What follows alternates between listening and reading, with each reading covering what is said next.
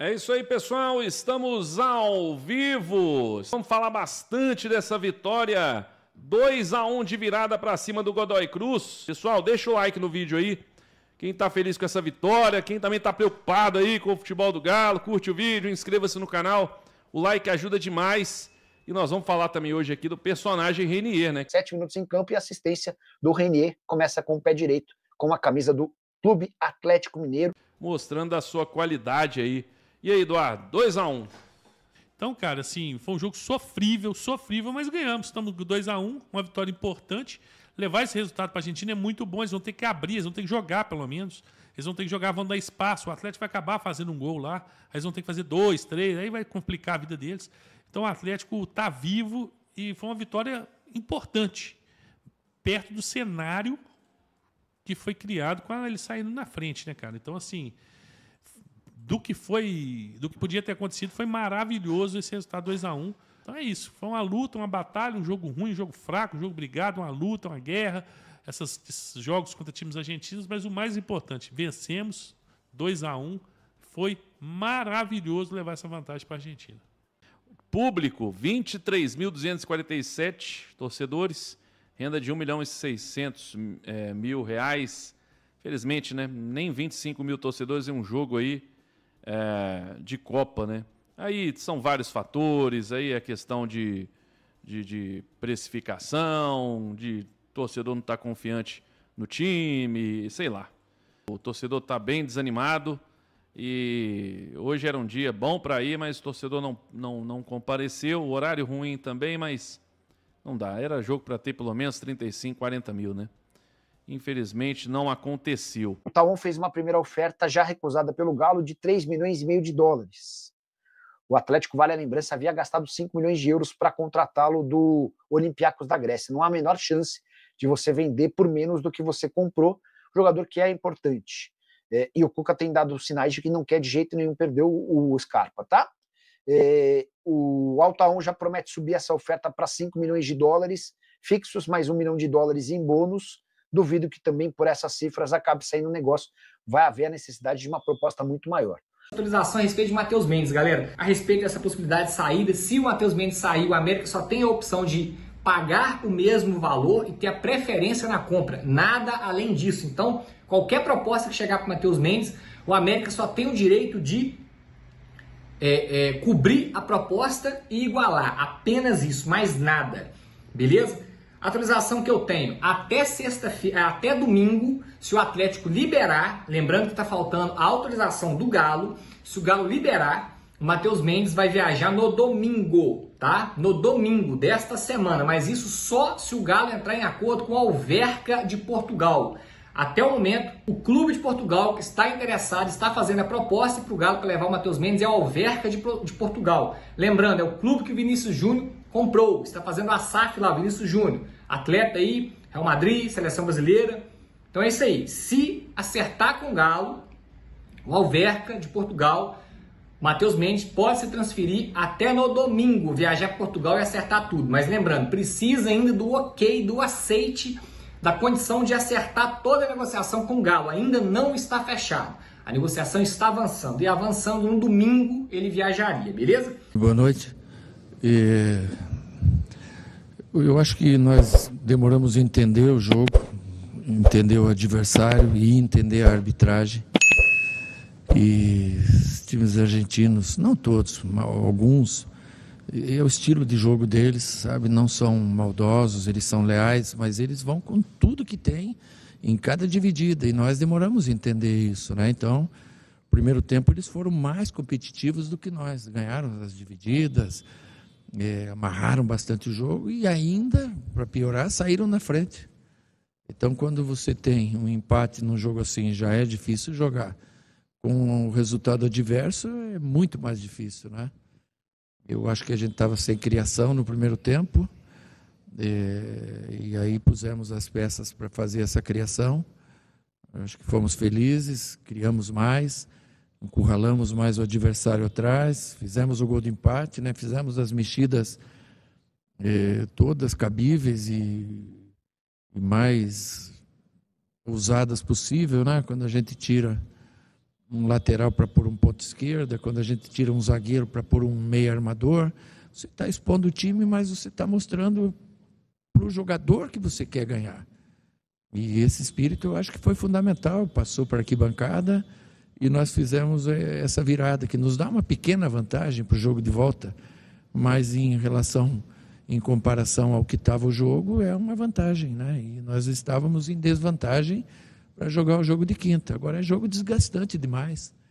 Os jogadores saem muito cansados, alguns até com pequenas lesões, e vamos avaliá-los aí da melhor forma para a sequência.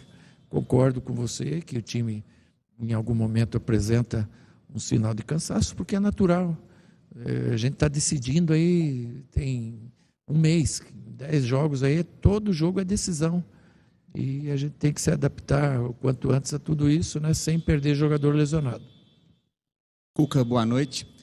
O Atlético, em alguns momentos, fez aí uma eliminatória contra o Flamengo, jogando de uma forma reativa, jogando sem a posse de bola, mas quando o Atlético, em alguns momentos, enfrenta tendo que impor o seu futebol, o seu jeito de jogar, tem tido muitas dificuldades. O que falta para o Atlético se ajustar ali com a bola em campo, com o Atlético propondo o jogo? Gostaria de te ouvir. Mas propôs, né? Hoje você está jogando com um adversário dificílimo, as linhas bem justas, bem atrás, um time fisicamente muito forte. Então você tem as peças, nós usamos tudo que nós tínhamos, ou praticamente quase tudo que a gente tinha, e propusemos o jogo, né? Com o Flamengo aqui no segundo tempo também foi proposto o jogo.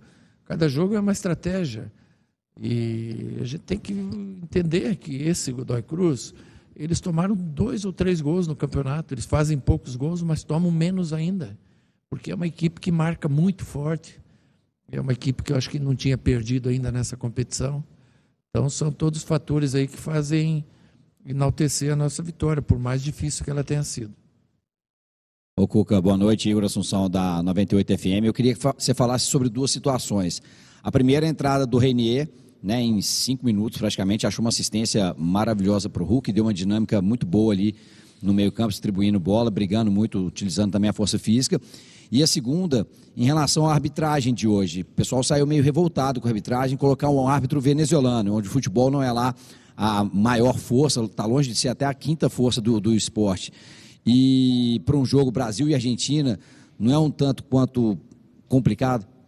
O que acontece? Os jogadores no jogo também não favoreceram a arbitragem, né? Ele me reclamou disso no final. Eu concordo, mas ele foi muito conivente, né, com a amarração do jogo. E eu não acho que por ele ser venezuelano, né, e tem bons árbitros lá, mas hoje ele não teve num grande dia.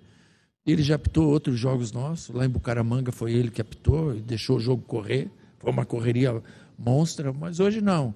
Hoje ele não teve o pulso dentro do campo de comandar a partida, né? Ele foi quase que comandado durante o jogo todo, e o jogador dentro do campo sente isso. Quanto ao Renier, quando você está jogando assim, igual a gente está jogando, domingo e quarta, domingo e quarta, domingo e quarta, você não faz coletivo. Você faz campo reduzido para quem não joga. Ele não fez um coletivo. Tá aí 4 meses que não jogava uma partida, não fez um coletivo, só campo reduzido. E a gente lançou ele no jogo, né? Na expectativa que ele pudesse colaborar. Ele colaborou, entrou forte no jogo aéreo, até na parte defensiva, naquele momento que a gente não tinha zagueiro, tirou bola, armou algumas bolas, deu o passe de peito para o Hulk fazer o gol, é bom. E aí a gente vai tendo mais alternativa também, e ele vai pegando confiança. Cuca, boa noite, Leandro Colombo do Tempo Esportes. Queria fazer 2 em uma. Primeiro, sobre o Alexander, se o fato dele não ter começado a jogar é uma opção tática ou se ainda não está ajustado fisicamente. E segundo, especificamente o Rony, jogador que até produziu antes da parada para o Mundial, depois aconteceu tudo que aconteceu. Para além do Rony pressionar a marcação, para além dele ser importante para arrastar essa marcação, o que na sua avaliação justifica a titularidade do Rony? Obrigado. O Alexander é um processo gradativo, né? De um jogador que chegou recente, que está merecendo o espaço que ele está conquistando. É um jogador que a gente teve que tirar do último treino também por um desgaste físico que ele estava apresentando. Então a gente tem que tomar cuidado, mas é um jogador pronto aí para ser lançado dentro da titularidade, dentro de uma gestão de grupo, dentro de uma coerência e de uma conquista do espaço gradativo como ele tá fazendo. O Rony, você falou todas as características do Rony. Você falou que ele é rompedor, que ele marca muito forte, que ele é dinâmico. Às vezes tem uma outra partida que não dá tão certo, mas ele é importante, sabe? Então, tem dias que não vai fazer um grande jogo, tem outros dias que irá fazer jogos melhores, e assim é. E é assim que a gente tem que ter a confiança no jogador. Hoje o Coelho não estava fazendo um grande jogo na ponta esquerda.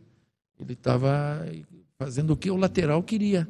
Quando ele veio para a lateral direita, ele foi praticamente uma válvula de escape nossa. Então, a gente encontrou um espaço para ele dentro do jogo. É o que a gente tenta fazer com o Rony também.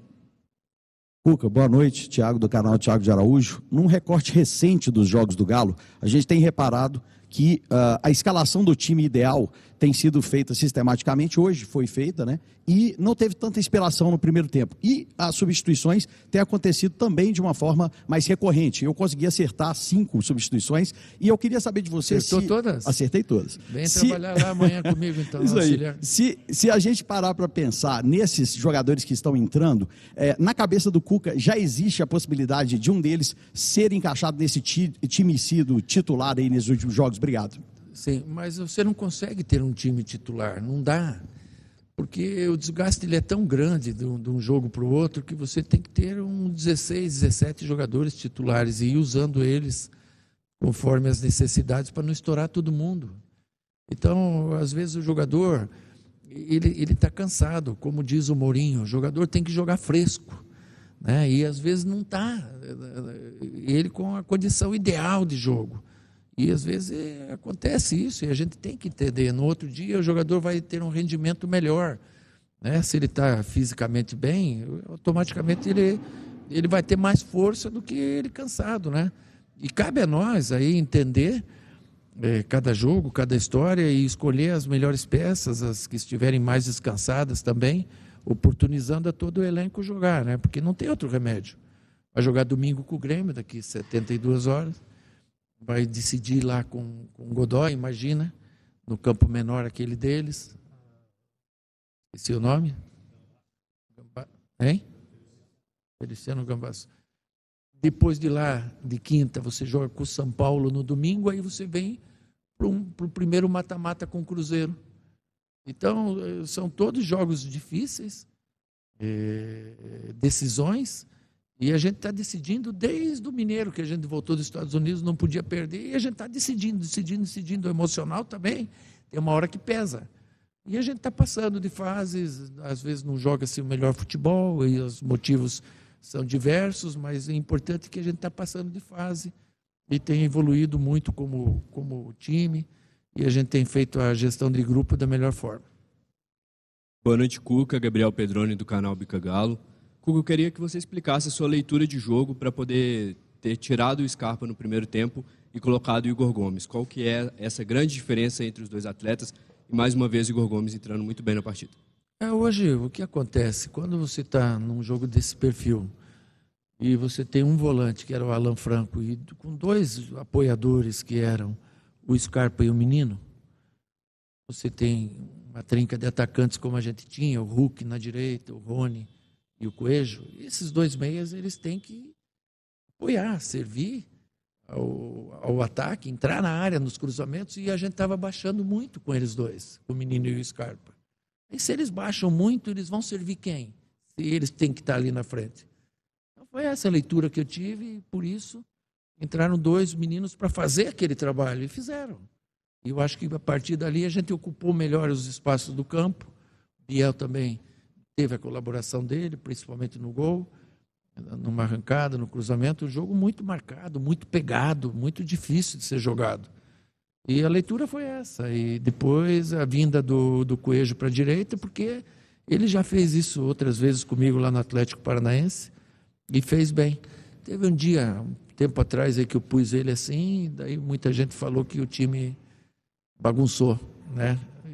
Hoje eu corri o risco de bagunçar de novo e deu certo. Daí achamos uma posição ideal, ele fez o gol, fez jogadas importantes por ali e ajudou a gente a vencer. Boa noite, Cuca. Guilherme Gonçalves, Fã FM 91.7. O Galo é um dos poucos times do Brasil vivo em 3 competições. É um mérito, mas que gera um ônus prático. Você bateu muito na tecla da parte física. E hoje é uma vantagem mínima construída, mas você considera que é uma vantagem suficiente para, na perna de volta, no jogo de volta, o Atlético preservar alguns jogadores visando até a sequência?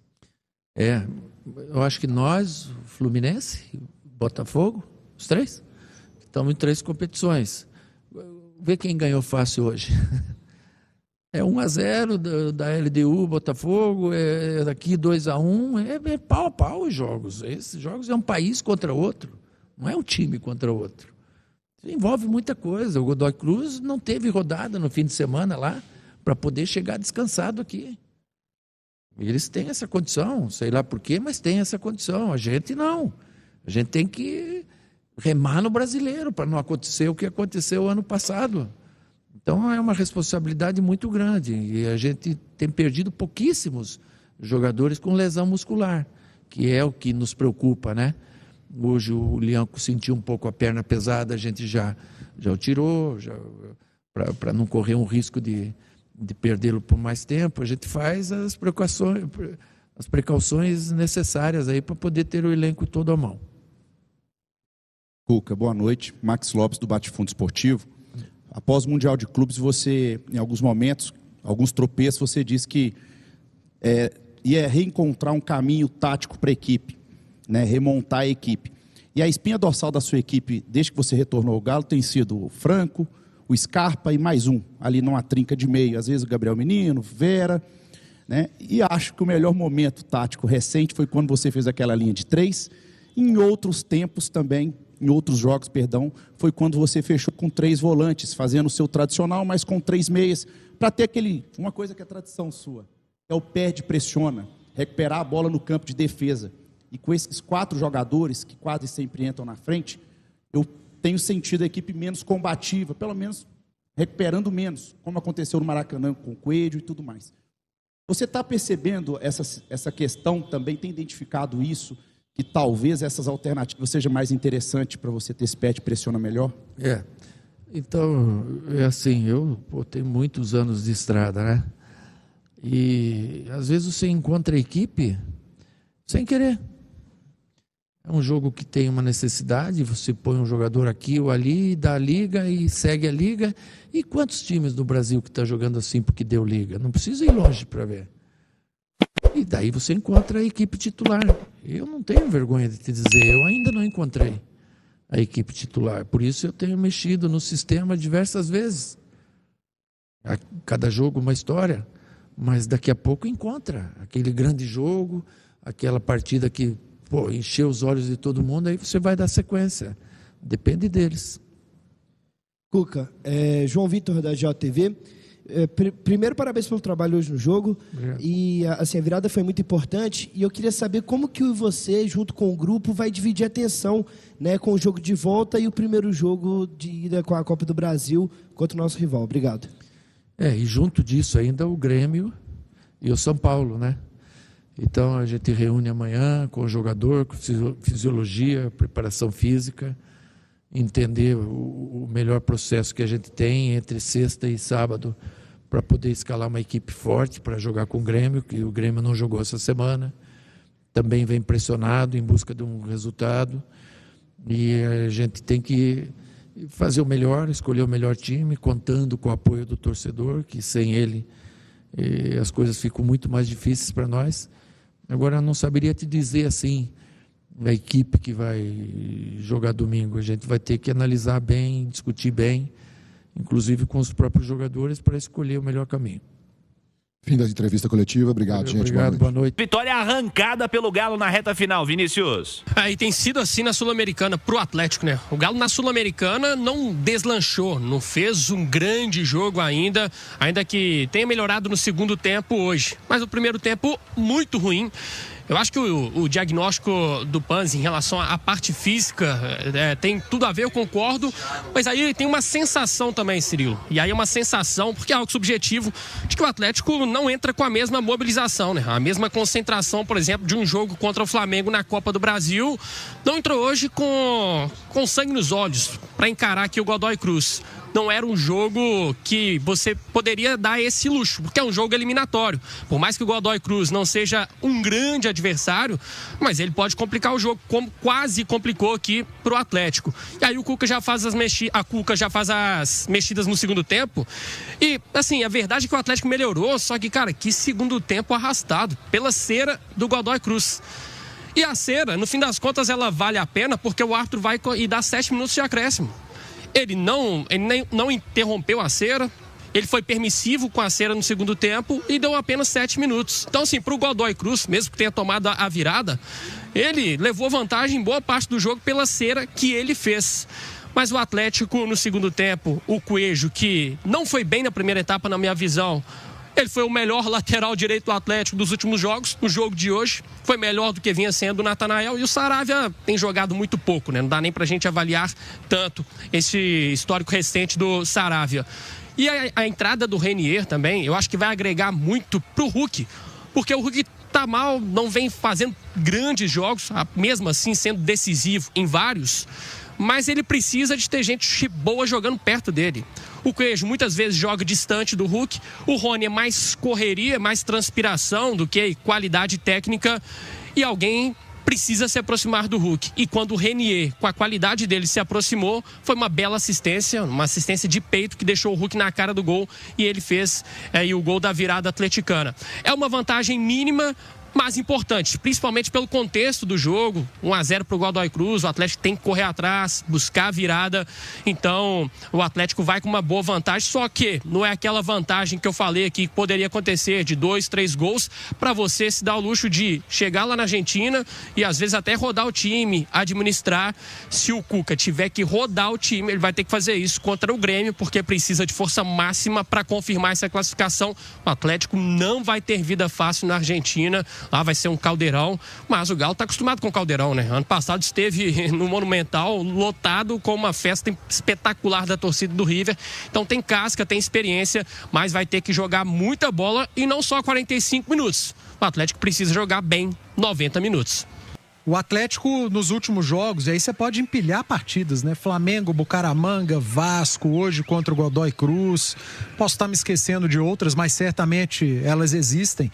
Em que o Atlético não vai bem na primeira etapa e precisa do intervalo e o segundo tempo para melhorar, para buscar empate, para tentar vencer. Às vezes não consegue, como no jogo contra o Bucaramanga, mas a partida foi para os pênaltis e o Atlético acabou vencendo, fazendo um segundo tempo melhor do que o primeiro. Primeira coisa é postura. Você tem que começar o jogo ligado, cara. No 220, seu adversário tá brigando, mordendo, correndo, você tem que fazer no mínimo igual.